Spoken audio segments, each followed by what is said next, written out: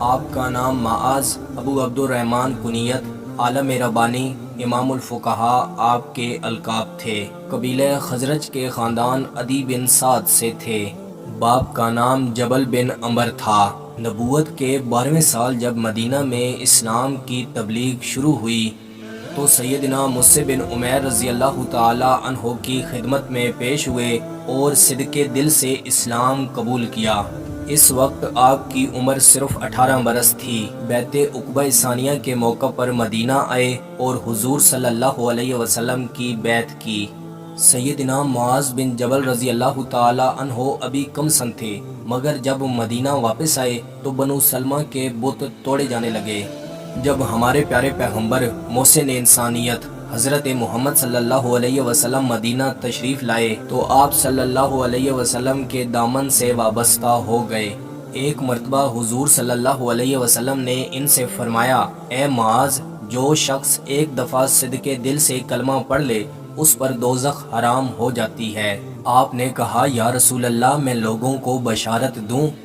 آپ صلی اللہ علیہ وسلم نے فرمایا، نہیں، ورنہ لوگ عمل کرنا چھوڑ دیں گے۔ حضور صلی اللہ علیہ وسلم ان سے بے حد محبت کرتے تھے، تعلیم زندگی کے ہر شعبے پر حاوی تھے۔ سیدنا معاذ بن جبل رضی اللہ تعالی عنہ جلیل القدر صحابی رسول تھے۔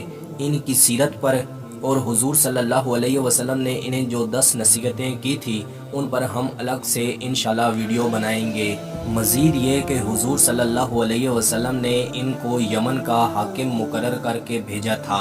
غزوہ بدر اور تمام معرکوں میں حضور صلی اللہ علیہ وسلم کے ساتھ شریک رہے، اور ان کے علاوہ سیدنا معاذ بن جبل رضی اللہ تعالی عنہ نے حضور صلی اللہ علیہ وسلم کے عہد میں قرآن مجید کو حفظ کیا تھا۔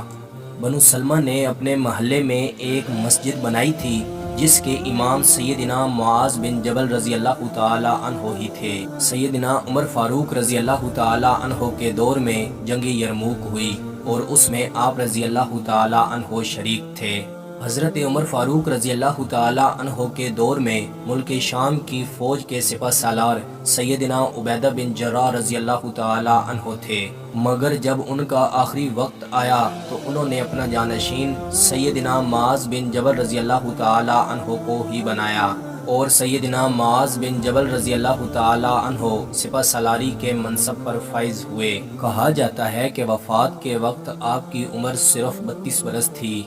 ان کے صرف ایک لڑکے عبد الرحمن تھے جو جنگ یرموک میں ان کے ساتھ تھے، اور سیدنا معاذ بن جبل رضی اللہ تعالی عنہ کی لائف میں ہی ان کا انتقال ہوا۔